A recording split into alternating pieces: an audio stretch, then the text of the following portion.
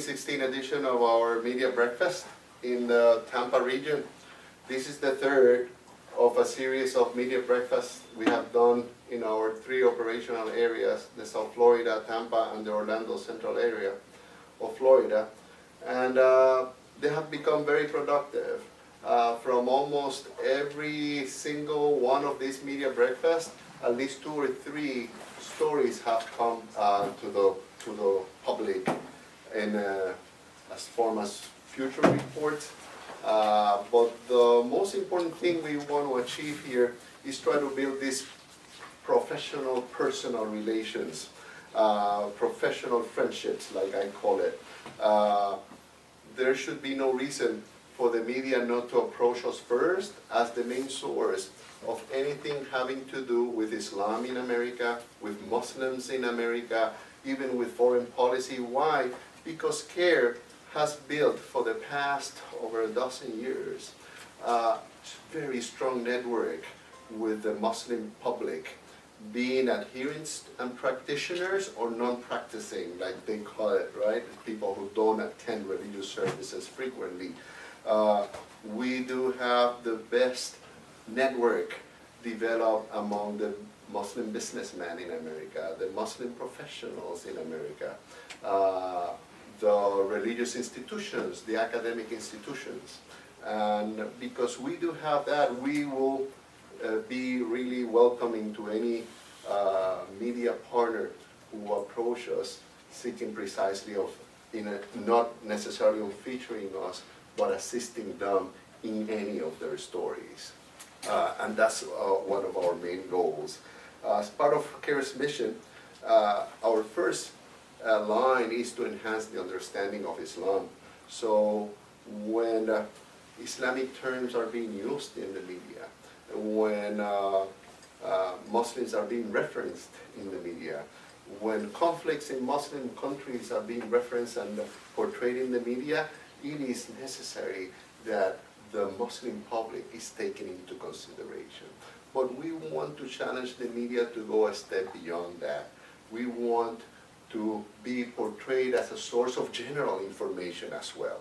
Why? Because the Muslim community in America statistically is better educated than the means of the average American. So we should be the source when reference to the academia, because of all the academics we have throughout the nation and in the Ivy League colleges, teaching, writing books, authors of science, of medicine. Here in South Florida, I know of a doctor who's running the pediatric oncology department of an health institution in South Florida. So we should be also the source of general information to portray an opinion of professionals that is not necessarily, that really projects who the American public really is.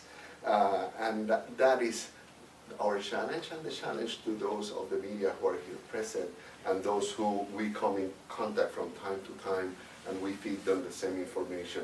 We should be the source of contact to a better informed, more diverse point of views in every field, the political field.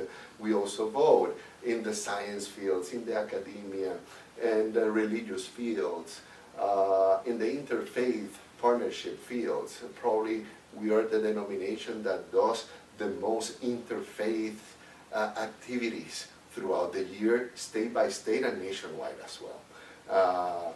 We are constantly promoting the interfaith alliances. That is one of our points in the mission of CAIR-Florida, to build strong alliances that allow us to live civically better and more engaged.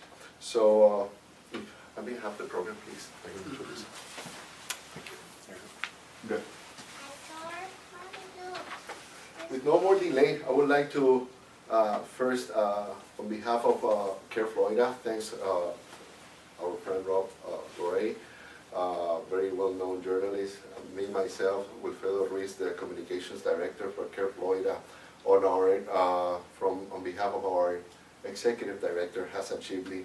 There are many other directors with us today.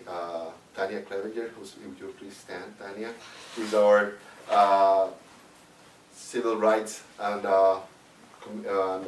attorneys in charge of our 4 attorneys that are really working in the legal office, but there are 7 attorneys on staff that are admitted to practice. Tanya is probably the busiest of the directors, since our organization have moved from being a traditionally advocacy organization to being more civically, legally engaged in the controversies now, with a lot more access to courts than we used to have 5-10 years ago.